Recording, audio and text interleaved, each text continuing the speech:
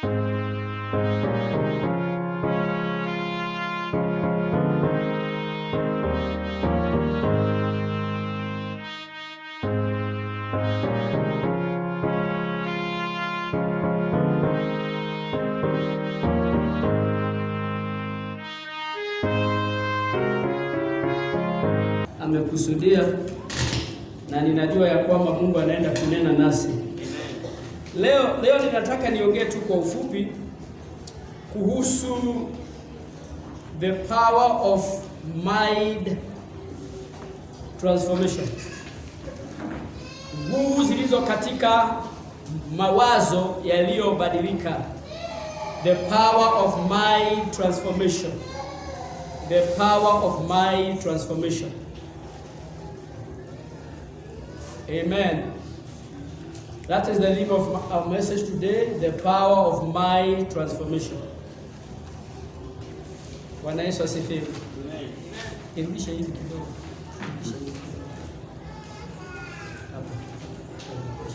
Kuna vile inateremka. Nitaanza kwa kusema hivi. Kama kuna mahali pangumu kubadilisha katika maisha ya mwanadamu, ni mahali panapoitwa mind, akili. Men have transformed their lives within days. Unakuta mtu ako na hundreds of pounds. Edwin, please, you can help me. Ni tape na ngonya. Na unakuta huyo mtu baada ya kusubject himself to exercises anatoka hundreds of pounds and then anakuwa mtu ambaye anaweza tamanika. Si kweli? But one of the biggest challenge katika maisha ya mwanadamu ni kubadilisha akili. Kubadilisha akili ya mwanadamu ni very very very hard. Na ninajua ya kwamba most of us tumeokoka and we always come to the church every Sunday, lakini unakuta most of us, our mind have never been transformed. We are still the old people we used to be. Unakuta mtu ambaye ako kanisani lakini mawazo yake bado haijabadilika.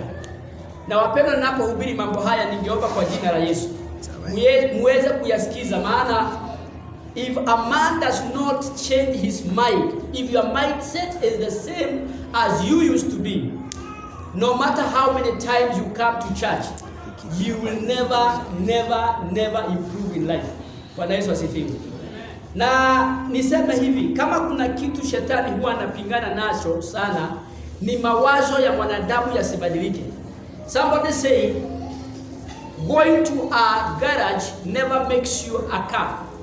Hauendani garage alafu unatoka uko ukiwa gari. The same way, coming to church does not make you a believer. The decision of mind change, it is for you and me. Tafadhali usiweke. Mind change is as a result of a decision we make. Bwana Yesu asifiwe. Amen. Na nilikuwa ninafikiria wakati tulikuwa tunaimba, nikawa ninafikiria, why do many people, ni kwa nini watu wengi hawaonagi haja ya kushika kanisa kwa nguvu? Why do people take the word of God lightly? Ni kwa nini watu hawapendi kuchukua Mungu kwa seriousness as it deserves? Maana ukiangalia kama sasa leo, kuna watu wengi sana hawajaenda makanisani simply because kuna baridi. But the same person utakuta hata kukinyesha ile ya misumari. Sijui kama kuna nguo ya misumari. Okay, wacha tuseme ile ya inaitwa wapi? Ya mawe. Bwana Yesu asifiwe. Every improves the sound. Kuna kusamekos. Hata ikinyesha ya mawe, unakuta huyo mtu ataenda kazi. So where is the difference when it comes to our works? We are so much serious. We do it 7 days a week, 24 hours a day. But when it comes to the things of God, there is some reservation. Kuna mahali hatupitangi.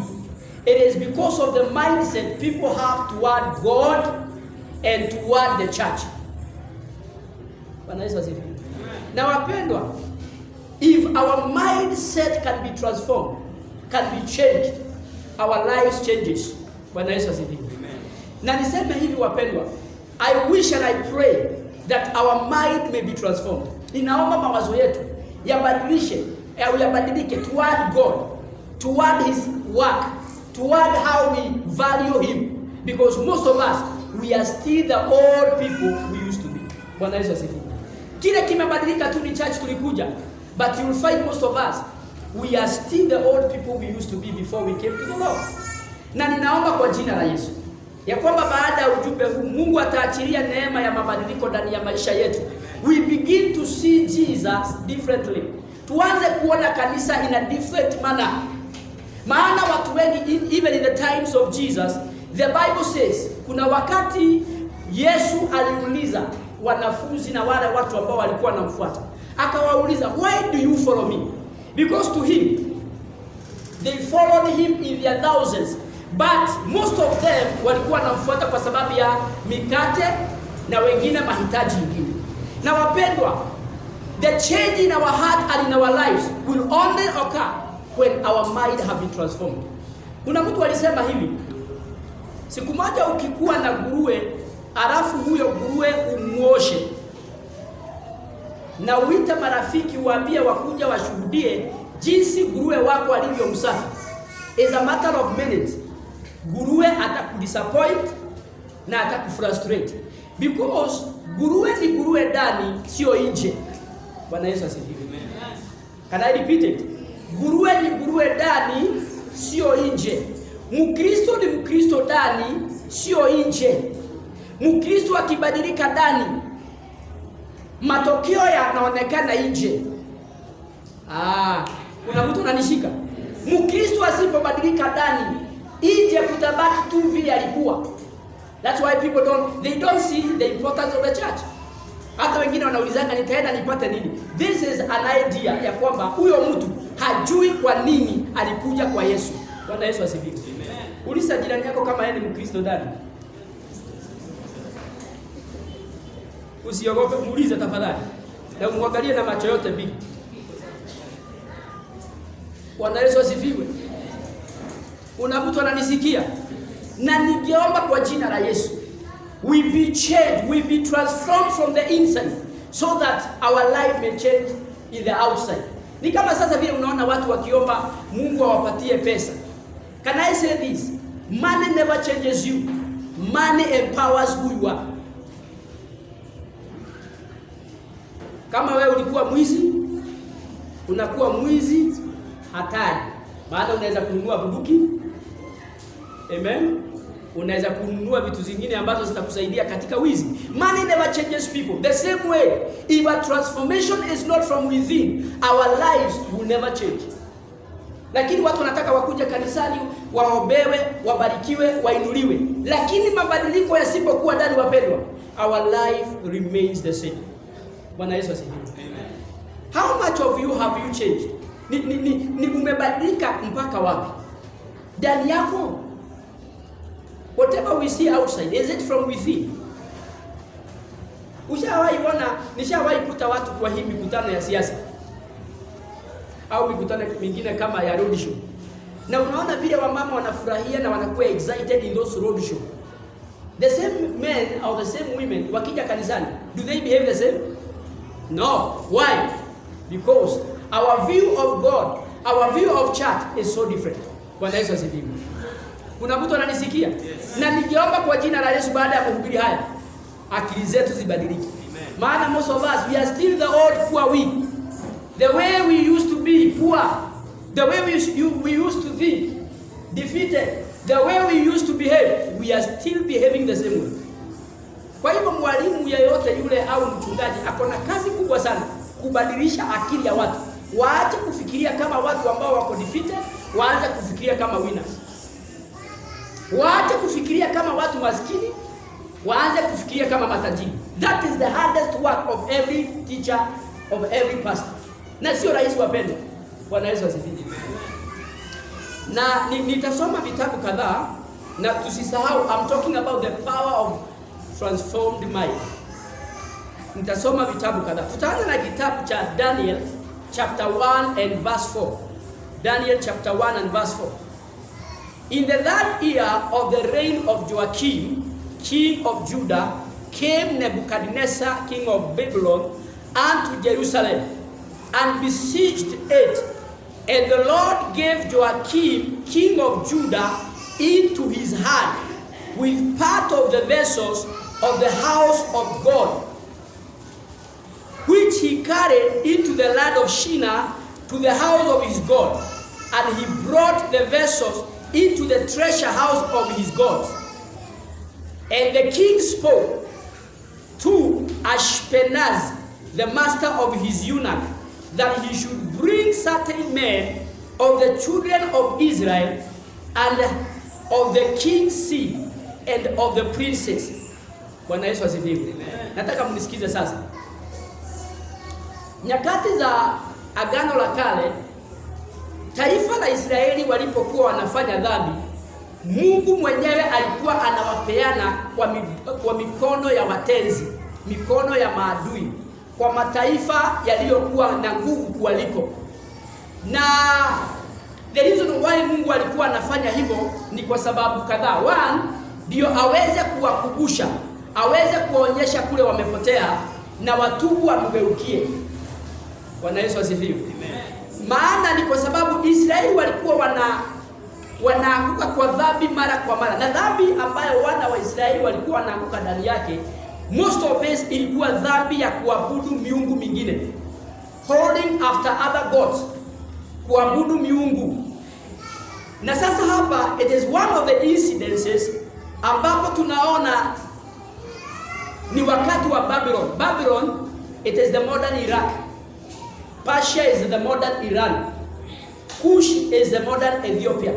Shikeni mambo haya. Bwana Yesu asifiwe. Na this time, the king of Babylon, Nebuchadnezzar, akaweza kushinda Israeli. Na mfalme Joachim, the king of Judah, akatwaliwa. Bwana Yesu asifiwe. Na vitu za hekalu ambazo zilikuwa katika Yerusalemu zikachukuliwa na mfalme ambaye anaitwa Nebuchadnezzar, zikapelekwa Babylon. Na walipopeleka hizo vitu Babiloni, maandiko inasema hivi, Nebuchadnezzar hakutosheka. Akasema, ningetaka pia niletewe vijana walio na akili inayoweza kushika maneno, akili inayoweza kushika kisomo vizuri. Maana ningetaka niwabadilishe wawe mmoja wapo wa watawala katika nchi ya Babiloni.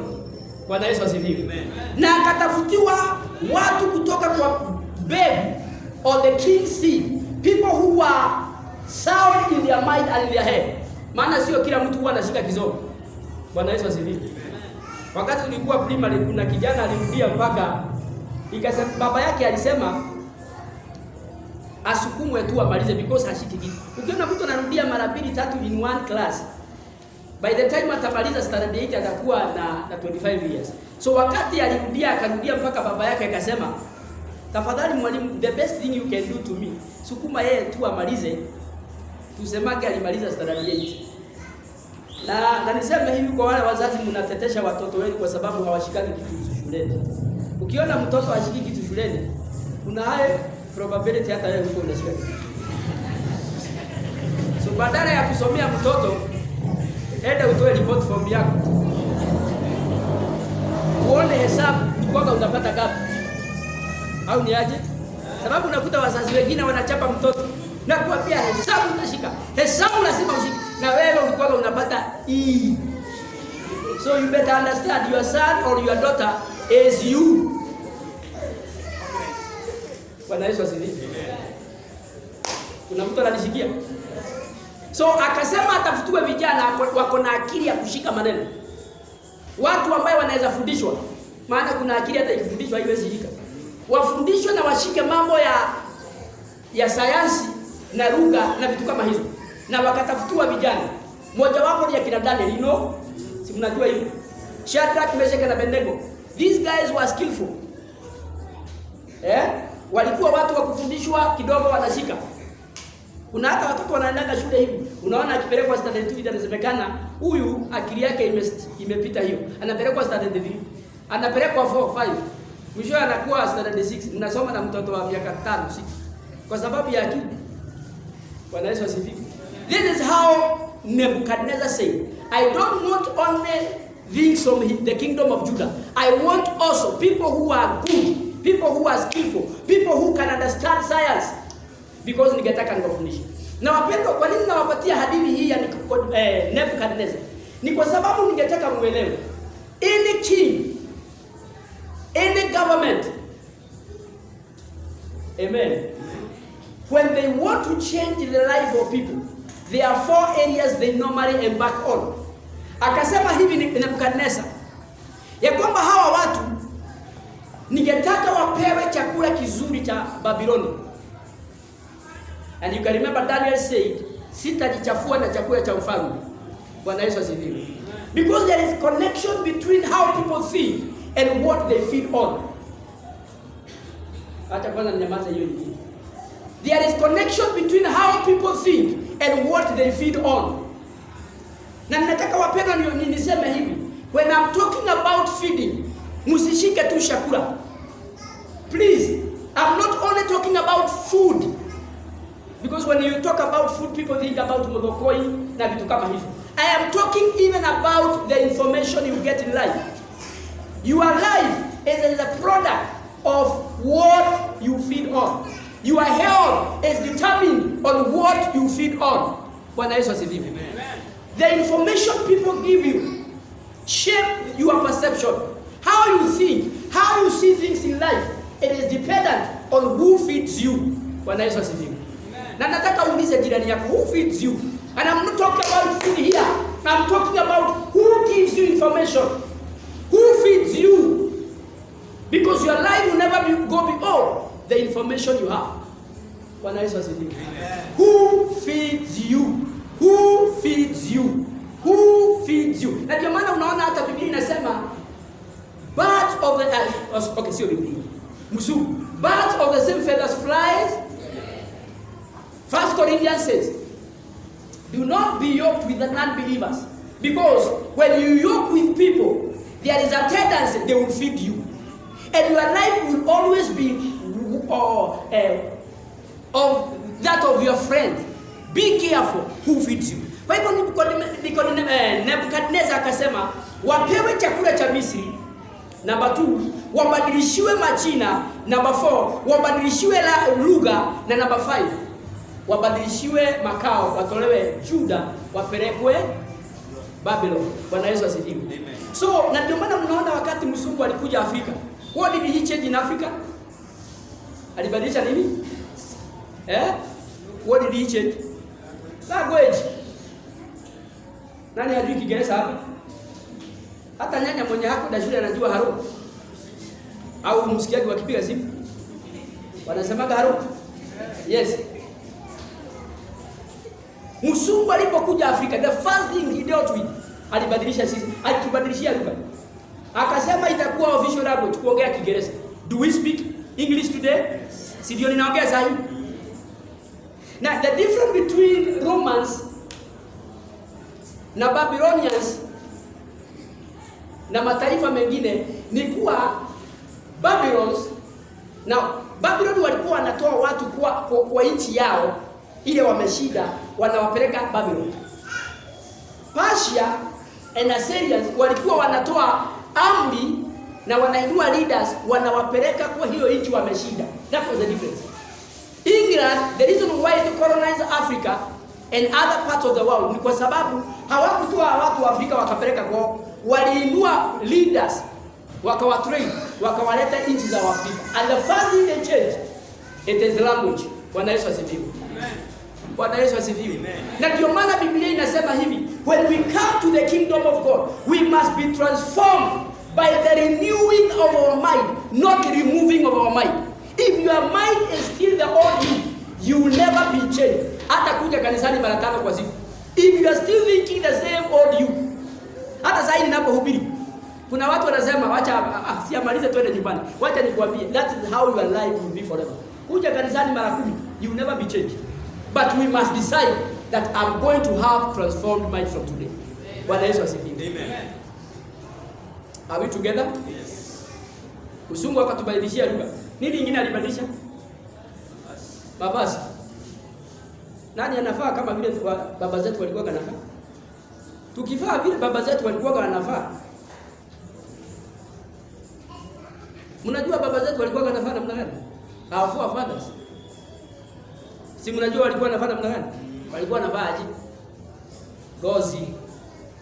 Si ni gozi? Hii tai tunavaa huku. Imetoka Afrika. Imekuja na mzungu. Yeye ndiye ametufundisha kuvaa tai na suti na kuachana na ngozi. Right? Nini nyingine tulibadilishiwa? Chakula. Mwafrika hatukuwa na kitu kinaitwa chai, si ni kweli? Au kuna watu wanasema hapa mlijua chai before mzungu akuje. Mwafrika hakuwa anakunywa chai. Ilikuwa anakunywa uji na nini nyingine? Doma. Maziwa, asali. But when the white man came, he demanded a change because he knew if he can deal us or with us in the place of our mind, he don't need to fight us. We are already transformed. But that's what he did. Devil knows if you can speak his language, you become one of his. Wewe enda kanisani. Hata shetani anaweza kuencourage. Wewe enda kanisani. Lakini anajua mradi unaongea lugha yake, ya lugha ya failure, pride, vitu kama hizo, you never be changed. Bwana Yesu asifiwe. Amen. Sasa nataka niulize wewe, because umekuwa kwa wokovu miaka 10. How much of you have you been transformed? Umebadilika mpaka wapi? Tabia jirani yako angalia mbele. People are in church, they have not been churched. Watu wako makanisani, kanisa haiko ndani.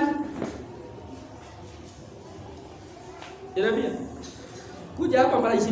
We don't care. If your mind is still the old you are going nowhere. Bwana Yesu asifiwe.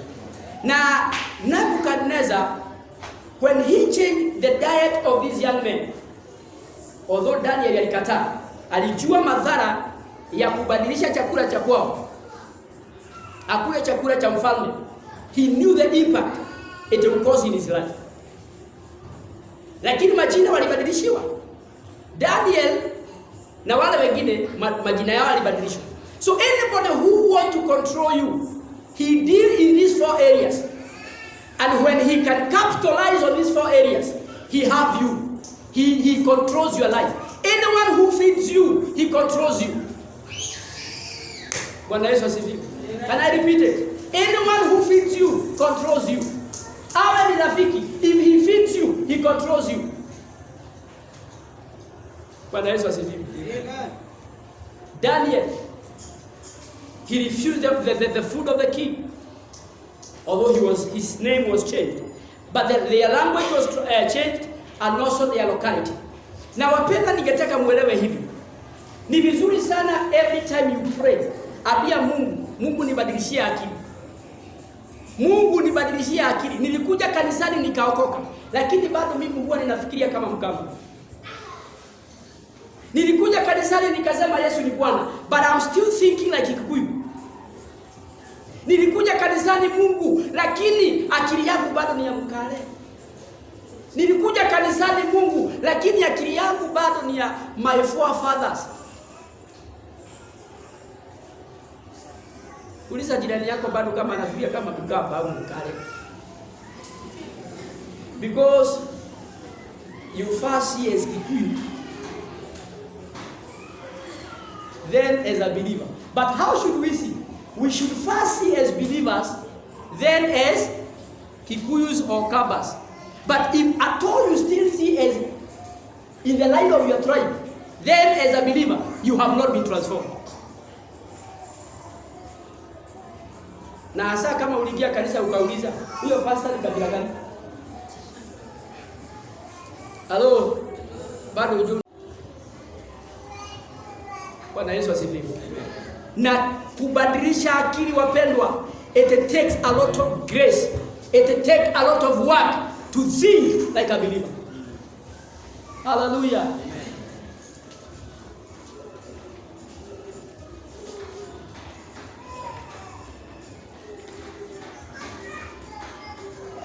I want to write something here.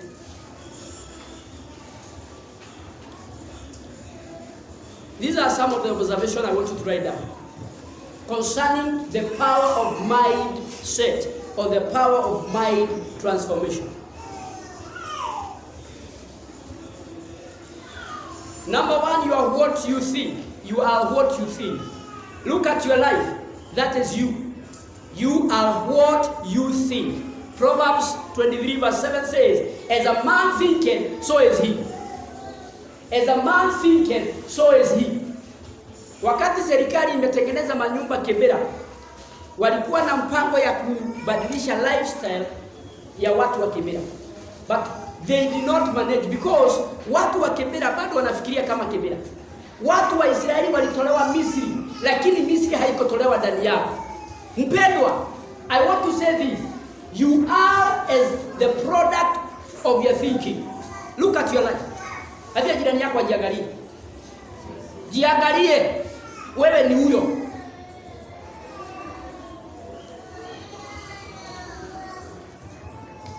Abia jirani yako ajiangalie. Anajiangalia. Unaona hata hiyo kiatu kuna ni wewe hivyo. You are that is you. Hata the way you have dressed, it is you. That is how you think. Bwana Yesu asifiwe. A man, you are what you think. You are what you think. You are not how much money you have. No. You are not what people say you are. You are what you think. Can you repeat it? You are what you think. Can you repeat it? You are what you think. How do you think? Watu wanafikiria ati wakipata pesa mingi maisha yao itabadilika. It will never change. Ni watu wangapi wamewin tenders? Unasikia mtu amewin jackpot. Unajua jackpot? Unajua jackpot? Unasikia mtu ameangukia jackpot. Lakini give him 2 years, 3 years. There is a man ambaye wakati simu hizi zilitokea. Ni hapa Mlolongo. Alienda akanunua kasimu na line. Na ikawa kulikuwa na mchezo ilikuwa inachezwa because it was wakati simu zilitoka. Na Mungu akajibu maombi yake ya siku mingi. Maana alikuwa anaambia Mungu ambariki na pesa. Na alikuwa anafanya kazi in one of the companies around here. Sitahitaji. Na aliwin milioni kadhaa. Miaka ya 2000 miaka hiyo. Na miaka ya 2000 tuseme umewin milioni kadhaa. Sio pesa nyingi. Yes. Na alipowin hizo millions alienda akaambia Muhidi, his boss, ya kwamba kwanza aliongea na kiburi mingi sana. Kamwambia mkubwa, today is my last day here. Kwa hii kampuni. Naye Mahidi akamuuliza why? Kamwambia I am the lucky winner of some millions. Ile ilikuwa inatangazwa na Safaricom. Alikuwa ndugu. He was a brother. Ni mtu anajulikana hapa Mlolongo. Na Muhidi akamwangalia because anamjua, akamwambia he was an old man. Akamwambia go but you will come back. Akamwambia can't come back. Siwezi rudi. Akamwambia go but you will come back. Na ukikuja saa hiyo utanyenyekea na utapiga magoti nikupe kazi. Ndugu alienda na akaacha kazi, lakini hiyo pesa badala imsaidie ilibadilisha yeye. Ukajitokeza vitu ambazo hazikuwa zinaonekana, kumbe zilikuwa zimejificha ndani kwa sababu ya shida. Unajua kuna watu wananyenyekea kwa sababu hawana pesa. Wapenda, mnajua kuna watu huwa wananyenyekea kwa sababu hawana pesa. Mnajua pesa iko na joto. Na within no time that brother changed so much to an extent people watu wakaanza kufikiria huyu kitu yake ni kama imeruka. Kumbe ni joto ya pesa. Na eventually hiyo pesa haikumsaidia. Na in fact hata alitoka church, kaanza hata kulewa. Kumbe hizi vitu zote zilikuwa ndani, lakini hazikuanga zinaweza kumanifest because he had no money. So wale watu mnataka pesa, please. Ni vizuri kwanza uulize Mungu. Hii pesa wewe itakuja kuchokora vitu zingine ndani yangu. Na ndio maana Mungu ana take time to correct some of our mindset so that when he gives you money, he does not lose you. Huyo ndugu alikuwa alianguka, alikuwa analewa hii kilabu, anasikia sio tamu, anaenda ya juu. Anasikia hii ni kama haionji vizuri, anaenda. Within 2 years alirudi kwa muhindi, akamwambia mkubwa, I am back. Sasa swali ni hili, huyu mtu ni kurogo alirogwa na muhindi au ni Bwana Yesu asifiwe. Ni muhindi alimroga? Alirogwa na nani? Alisoma akili. Akaona huyu shida yake sio pesa, shida yake ni huko. Bwana Yesu asifiwe. That is how people are in church. God, bless me with money. I will serve you. I am telling you the truth. You will not serve God. You leave the church. That's why God is taking time to change our lives, to change our hearts, because He knows money will not change you. Money will just empower you. You are what you think. So ni watu wangapi hapa wanafikiria kama watu wa miraa? Na unajuaga wewe ni bado ni mtu wa miraa hata kama hukuli. By how you talk. Ukisikia watu wanasema haribu jina jenga mwili. Wewe kichwa yako bado iko na kasoro. Kuna vitu huja tu. That is how we know who you are. You are what you think. Number 2. He who feeds you controls you. He who feeds you controls you. And when I'm talking about controlling or feeding, siongei kuhusu chakula. Hata kama ni mama yako huwa anakufeed, because kuna wanaume hapa, it is your mother who feeds you. It is your mother who tells you what to do in your family. Ukipata mshahara unapigia mama simu. Namwambia mama, pesa imeingia. Sasa tushauri tutafanya nini na hii pesa? Wewe maisha yako yatakuwa under the control of your mother. He who feeds you controls you. Even if it is a friend who feeds you, he controls your life. He who feeds you controls you. Bwana Yesu asifiwe. He who feeds you controls you. So be careful. Chunga ni nani huwa anaongelea maisha yako. Chunga ni nani huwa anakupatia mashauri. Chunga ni nani huwa unaenda kumuomba mashauri, because he who feeds you controls you. Hallelujah. Amen. Bwana Yesu asifiwe. Amen.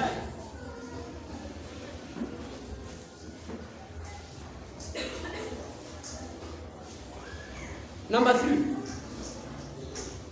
Your health is determined by what you feed on. Your health is determined by what you feed on. Afya yako kile huwa kinaamua kama utakuwa na minyoo. Kile huwa kinaamua kama utakuwa na afya nzuri ni kile huwa unakula. Your health is determined by what you feed on. Bwana Yesu asifiwe. Your health is determined by what you feed on. Even spiritual health, it matters the food you get from your church. Your health is determined by what you feed on. Siku hizi ukiangalia vile watu wanakula, kuna magonjwa hayaja kuwa miaka ambayo imepita, si kweli? Kuna magonjwa ambayo tulikuwa tunaisikia, hata ukisikia magonjwa kama kansa ilikuwa unasikia mtu mmoja in a long time. Siku hizi ni mingi sana. Yes, because your health is determined by what you feed on. Na ni vizuri wapendwa, hata kukula tusikulanishe, because kuna watu wanakula anything they find. Ni vizuri kukula vizuri. Na sasa hapa siongei ya kiroho peke yake, naongea hata ya kiasili. Hapana kula unakula ugali sufuria mzima. Hapana kula unakula sana nyama. Hapana kula unakula unapitisha. Please feed well. Amen. Nimesikia imeni moja peke yake. Bwana Yesu asifiwe. Your health is determined by what you feed on. Do you know? Hata chakula, ukikula chakula kimoja, you can still be sick. We should eat balanced diet. So number 4, right? Number 4. You will follow or submit to whosoever feeds you. Your loyalty, you will follow or submit to whosoever feeds you. Na niseme hivi, when I'm talking about feeding, hiyo point ya number 3. Hizi simu zinalisha watu. Si mnajua hivyo? Hizi simu zinalisha watu. Kuna familia zimeharibika kwa sababu ya hizi simu. Kuna makanisa yameharibiwa na hizi simu. Kuna mataifa yameharibiwa na hizi simu mnaona. So wapendwa, when I was talking about your health is determined by what you feed on, please be cautious. Maana hata hii inaweza kukulisha. Kuna site zingine ukienda hapa your life will never be the same again. Utaingiwa na maroho zingine uanze kuuliza what happened. It is because of the door you open in your life. Be careful who feeds you. Hata hii simu inaweza kulisha wewe. Bwana Yesu asifiwe.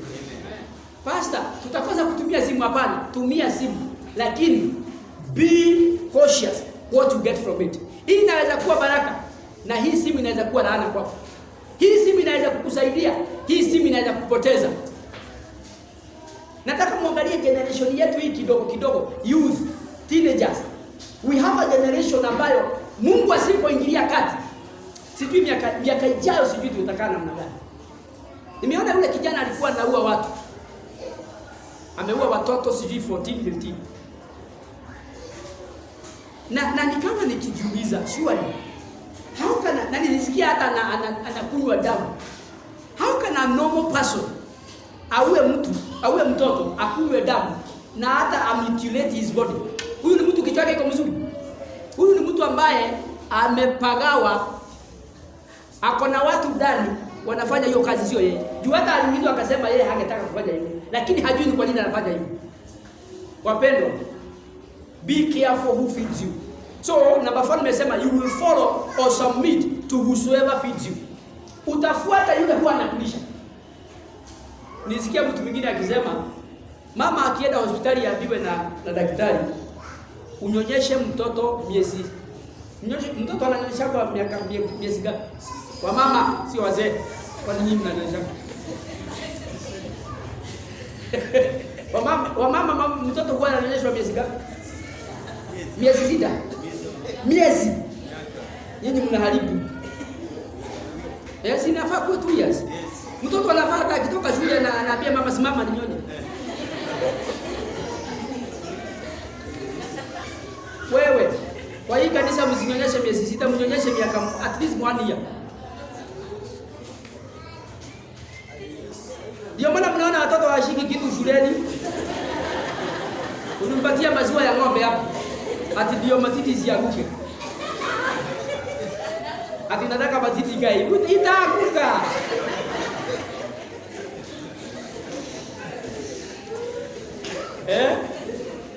Wewe nani kama msichana hakataki yanguke.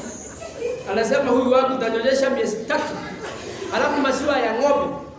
Lakini bado miaka ikienda, hii mwili miaka ikienda bado itaanguka. Hata itafika mahali utupie mtoto na hapa. I will not defile my heart, my life with the food of the king. Chakula inaweza kuchafua moyo na kuharibia hatima. Andika ka subtopic ndio tumalizie. Number 5 ni pia. Food can defile your heart and affect your destiny. Kuna maandiko inasema ya kwamba chakula hakiharibu. It's not what goes in defile the man. But I want to say this. If your conscience is defiled, dhamiri yako ikichafuka, umechafuka. Dhamiri yako ikichafuka kwa sababu ya food, si umechafuka? Yes. Ndio maana Daniel alisema sitajichafua na chakula cha mfalme. So andika subtopic, change of name into blanket identity. Change of name into blanket identity. What does change of name into blanket identity has to do with our lives? I want to say this, and this is the first point. Your identity defines who you are. Your identity, write it down. Your identity defines who you are. Na ndio maana mnaona ukienda mahali pengine, kama sasa mimi ni mtu wa Central, niende kuna sehemu nikienda mimi niseme mimi ni Mkikuyu, watu wanaanza kunisuspect. Mnajua hiyo? Na watani suspect nani? Ngojeni msikie. Watani suspect nani? Watu waweke vitu zao vizuri. God bless you. Sababu umeongea ukweli. Lakini hawajawahi niona nikiimba. Why do they suspect me with that? Because it is our identity as a tribe. Kitambulisho chetu cha kikabila yetu. That one is somewhere quoted. Ya kwamba hii jamii shida yao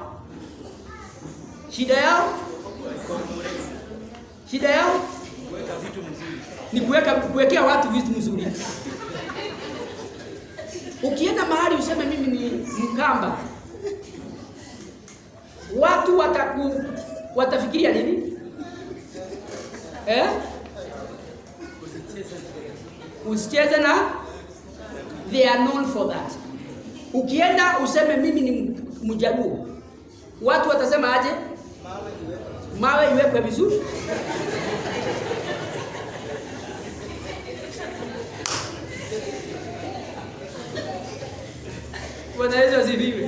Your identity defines who you are.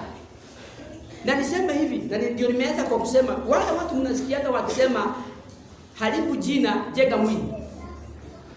Huyu ni mtu ambaye hajaelewa the power of identity. Because your name can open doors or can lock doors.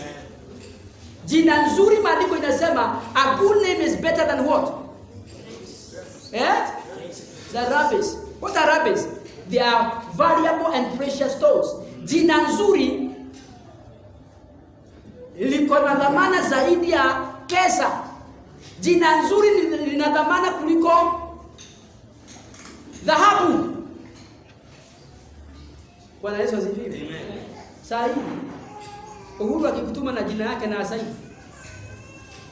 utaulizwa maswali? Okay, na wewe ukijituma na jina yako na Asai?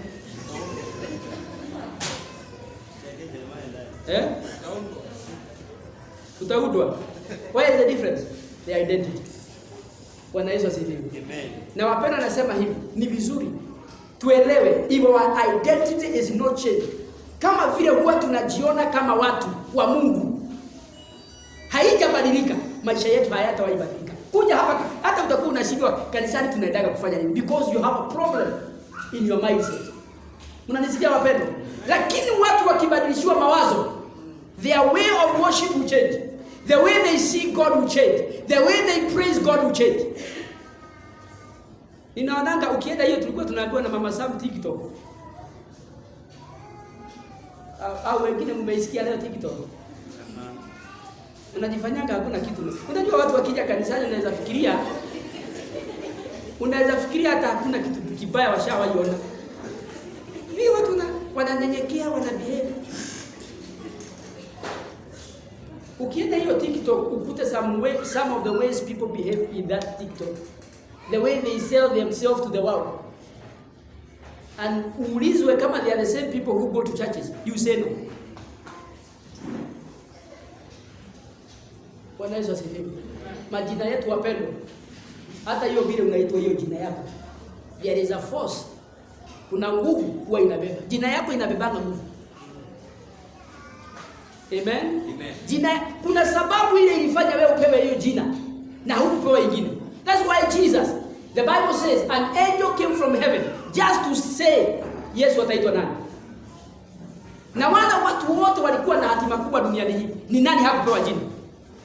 Na hakupewa hapa, jina ilitoka huko. Why? The power of identity. Your name can limit you. Your name can open doors for you. So wale ambao mlipewa majina mengine inakaa fweke hapa, ni vizuri kuombea hiyo jina yako. Kuna jamaa alikuwa anaitwaje? Jabez, his name limited him. The mother said, because alimzaa kwa uchungu, akampatia jina Jabez.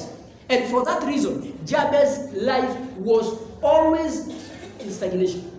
Akasema, the Bible says he was more honorable than his brothers, but his name limited him. So ni vizuri wapendwa, hata ile jina ulipewa, unaenda unauliza mama yako, "Mom, kwa nini uliniita hivyo kwa?"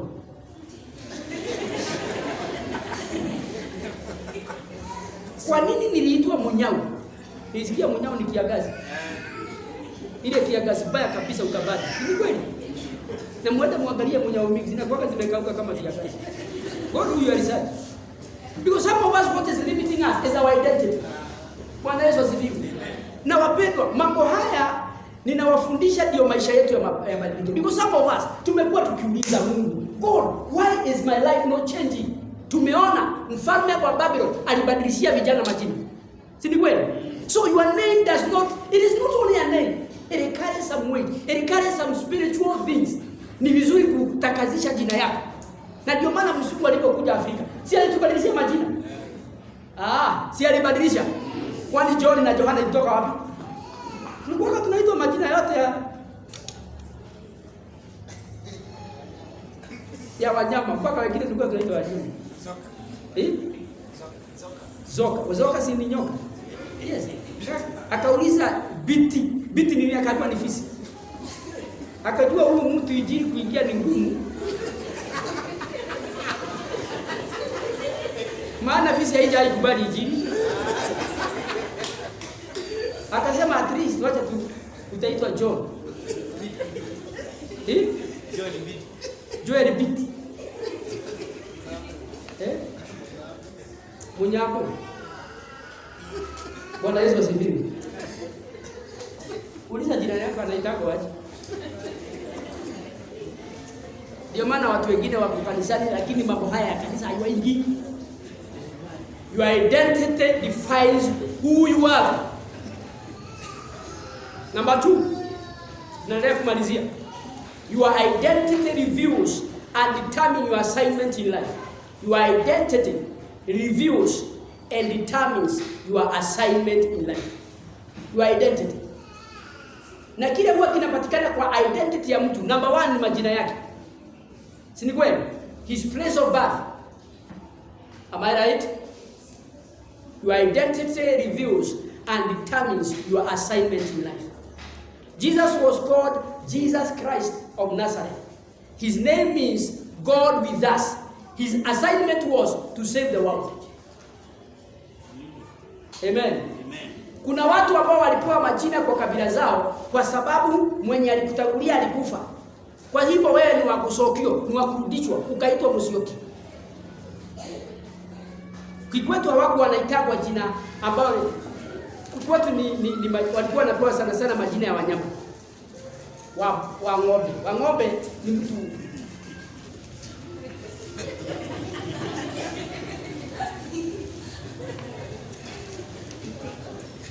Amen.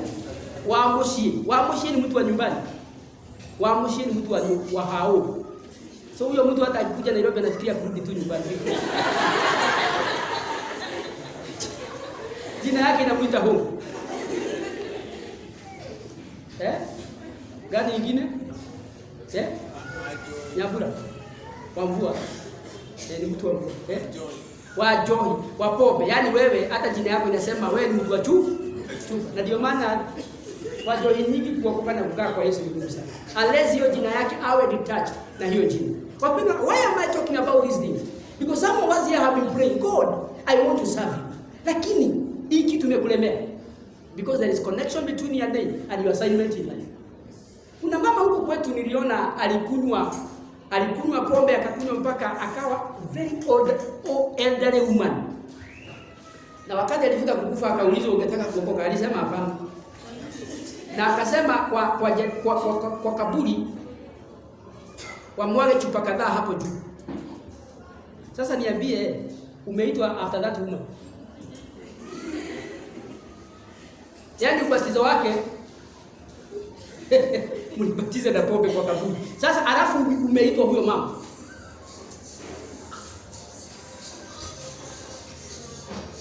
Na ndio maana wale watu mnasikiaga wakisema mimi naokokaga nikiamini. Because hata hujielewi. Your identity can reveal and determine your assignment in life. Matthew chapter 1 and verse 21.